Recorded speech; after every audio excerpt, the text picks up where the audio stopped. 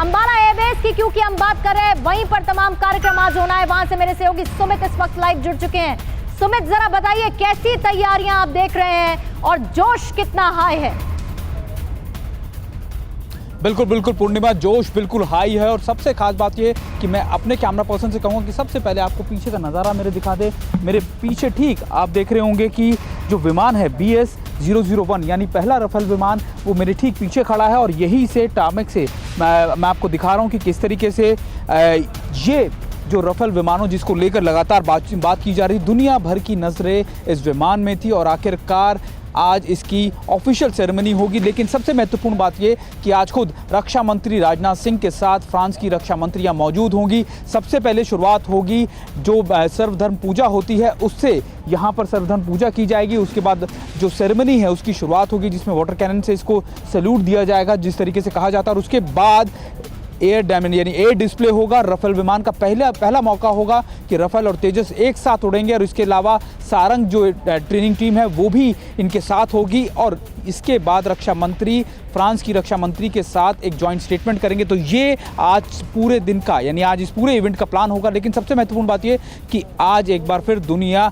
ना सिर्फ रफेल विमानों को अंबाला के इस पूरे एरिया में उड़ते हुए देखेंगे, बल्कि तेजस भी उसके साथ होगा। तो ये जो कॉम्बिनेशन है ये अपने आप में दर्शाएगा कि कैसे सबसे फॉरवर्ड मोस्ट जो हमारा जो फॉरवर्ड जो एयरक्राफ्ट है, इसके अलावा जो हमारा इंडिजीनियस एयरक्राफ्ट है तेजस, दोनों का कॉम्बिनेशन आज इन हवाओं में नजर आएगा। पूर्णिमा और सुमित, क्योंकि आप तो एक एक बारीकी से समझते हैं, अगर हम लाइन ऑफ एक्चुअल कंट्रोल की बात करें, वहां पर कैसी दुर्गम पहाड़ियां हैं, वहां की स्थिति कैसे है, बेहद ठंडा इलाका भी वो है। हालांकि अभिषेक भी वहां से जानकारी दे रहे हैं। लेकिन मुझे जरा ये बताइए कि इन दुर्गम पहाड़ियों के बीच में अगर रफेल का इस्तेमाल करना पड़े चीन को जवाब देने के लिए, तो रफेल उसमें कितना सक्षम आपकी भाषा में आपको समझ आता है और दुश्मन को कैसे धूल चटाएगा ये रफेल विमान?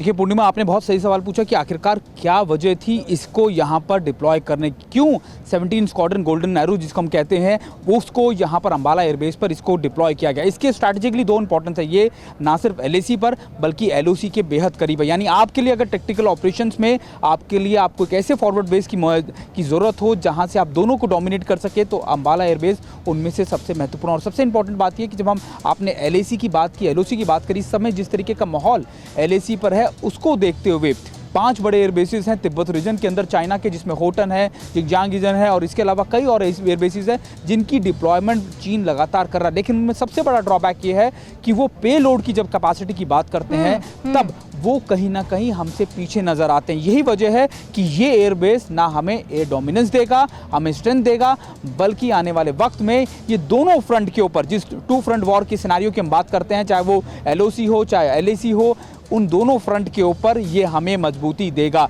और यही वजह है कि इसको सबसे बेहतरीन एयरक्राफ्ट या फिर आप इसे कह सकते हैं कि सबसे फॉरवर्ड एयरक्राफ्ट इसलिए माना जा रहा है क्योंकि आने वाले वक्त में ये गेम चेंजर के तौर पर साबित होगा। और पूर्णिमा, इसमें लगे एवियोनिक्स या फिर इसके अंदर लगे वेपन सिस्टम बहुत बड़ा गेम चेंजर है सुमित, बहुत बड़ा गेम चेंजर है। और ये चीन भी समझ रहा है, ये पाकिस्तान भी समझ रहा है। और क्योंकि आपने पेलोड की बात की तो इसीलिए मुझे जरूर जिक्र करना होगा, 24,500 किलोग्राम तक का वजन रफेल विमान उठा सकता है।